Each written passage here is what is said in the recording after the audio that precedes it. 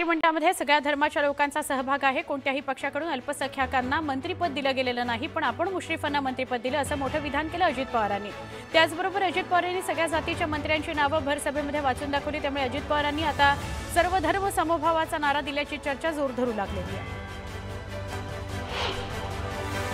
जालन्यामध्ये एकाच पक्षात असलेल्या मात्र एकमेकांचे कट्टर विरोधक असलेल्या दोन मोठ्या नेत्यांमध्ये अखेर दिलजमाई झालेली आहे। भाजप आमदार बबनराव लोणीकर आणि रावसाहेब दानवे यांचं मनोमिलन झालेलं आहे। परतूर इथं आयोजित कार्यक्रमात दानवेंनी हजेरी लावली। यावेळी दानवेंनी लोणीकरांची स्तुती करत चांगली फटकेबाजी केली। बुलढाणा जिल्ह्यातील नांदुरा नगरपालिकेमध्ये तिरंगी लढतीचं चित्र असलं तरी खरा सामना हा भाजपच्या मंगला मुहेरकर विरुद्ध अपक्ष उमेदवार रेखा इंगळे यांच्यामध्ये होणार आहे। भाजप विरुद्ध अपक्ष असा थेट सामना रंगणार आहे। अनगर नगरपंचायत बिनविरोध झाल्याबद्दल राष्ट्रवादी काँग्रेस शरद पवार गटाचे खासदार निलेश लंके यांनी राजन पाटील यांचं अभिनंदन केलं। अनगर इथं राजन पाटील यांच्या निवासस्थानी भेट देऊन अभिनंदन करण्यात आलं। छत्रपती संभाजीनगर महापालिका निवडणुकीमध्ये यंदा मतदान केंद्रांची संख्या मोठ्या प्रमाणात वाढणार आहे। शहरात एकूण 1408 बूथ तयार केली जातील। मागील निवडणुकीमध्ये 1058 केंद्रांच्या तुलनेमध्ये यावर्षी तब्बल 350 बूथची वाढ झालेली आहे। आगामी नगर परिषद निवडणुकीच्या पार्श्वभूमीवर तळेगाव दाभाडे इथं पोलीस प्रशासन आणि निवडणूक विभागाच्या वतीनं वाहन तपासणी मोहिमेला सुरुवात करण्यात आली। पोलिसांनी शहरातील प्रमुख चौक, महामार्ग, प्रवेशद्वार आणि संवेदनशील भागांमध्ये नाकाबंदी करून वाहनांची तपशीलवार तपासणी सुरू केलेली आहे। रत्नागिरी नगर परिषदेच्या निवडणुकीचा प्रचार आता शिगेला पोहोचलाय। महायुतीच्या उमेदवारांकडून घरोघरी प्रचारावर भर दिला जातोय। प्रभाग क्रमांक 7 मध्ये युतीतील शिवसेना शिंदे गटाकडून श्रद्धा संजय हळदणकर आणि गणेश भारती हे उमेदवार रिंगणात आहेत। दोघांकडून सध्या घरोघरी जाऊन प्रचार केला जातोय। संगमनेर महापालिका निवडणुकीमध्ये शिवसेना शिंदे गटाच्या आमदारानं भाजपच्या माजी नगरसेवकाचं तिकीट नाकारलं असल्याचा आरोप करत थेट बंडखोरी करत आता नगराध्यक्ष पदाकरता उमेदवारी अर्ज कायम ठेवलाय। इतकी वर्ष पक्षात काम करून आमच्यावर अन्याय झाल्याची भावना मेघा भगत यांनी व्यक्त केली, तर अमोल खताळ हे निवडणुकीतील राग आमच्यावर काढत असल्याची टीका दीपक भगत यांनी केली। घुग्गुस नगर परिषद ही चंद्रपूर जिल्ह्यामध्ये नव्यानेच तयार झालेली नगर परिषद आहे। त्यामुळे ग्रामपंचायतीकडून नगर परिषदेकडे वाटचाल करणाऱ्या या शहराचा पहिला नगराध्यक्ष कोण होणार आणि कुणाची सत्ता येणार याबाबत सगळ्यांमध्ये उत्सुकता आहे। या नगर परिषदेसाठी 22 नगरसेवक निवडून द्यायचे असून नगराध्यक्षपद हे अनुसूचित जातीच्या महिलेकरता आरक्षित आहे।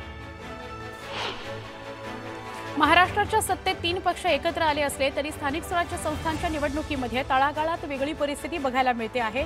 छत्रपती संभाजीनगर जिल्ह्यामध्ये शिंदे सेनेचे सर्वाधिक आमदार आहेत, त्यामुळे आमचाच उमेदवार असायला हवा असा त्यांचा आग्रह आहे। जिल्ह्यात 7 ठिकाणी निवडणूक होत असून सर्वाधिक ठिकाणी भाजप आणि शिंदेची शिवसेना आमने-सामने आले आहेत।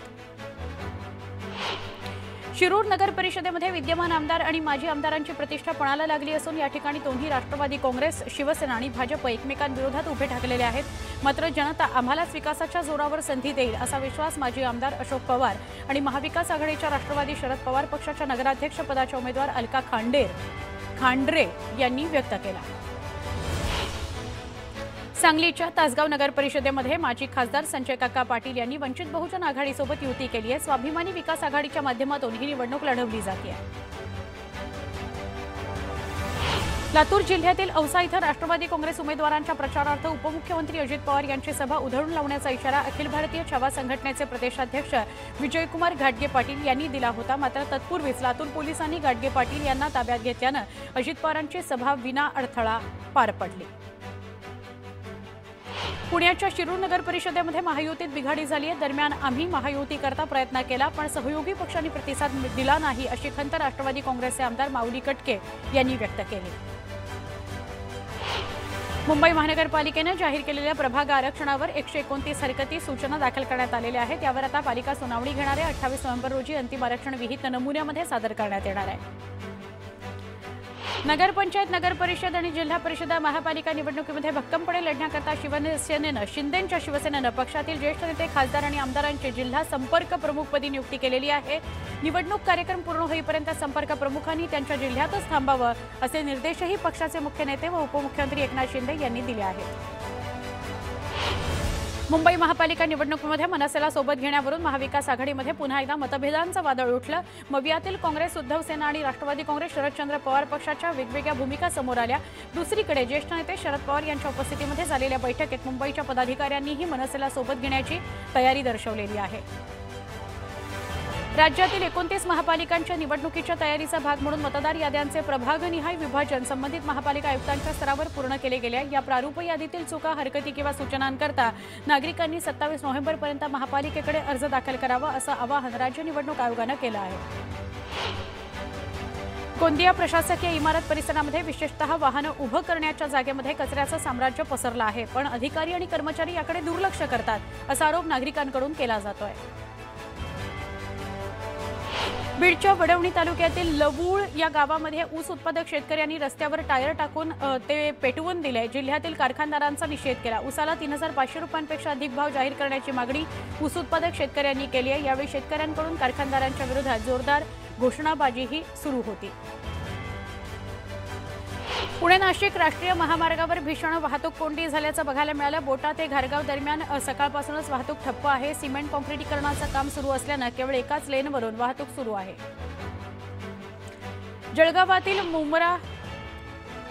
जळगावातील ममुराबाद रस्त्यावरील माजी महापौर ललित कोल्हे यांच्या LK फार्म हाऊसवर चालणाऱ्या बोगस कॉल सेंटर प्रकरणामध्ये मोठी कारवाई करण्यात आली। LCBच्या पथकानं बनावट कॉल सेंटरचा मास्टरमाइंड अकबर खान उर्फ अयान खान आणि हँडलर आदिल सय्यद निसार अहमद यांना मुंबईतील एका फ्लॅटमधून ताब्यात घेतलं।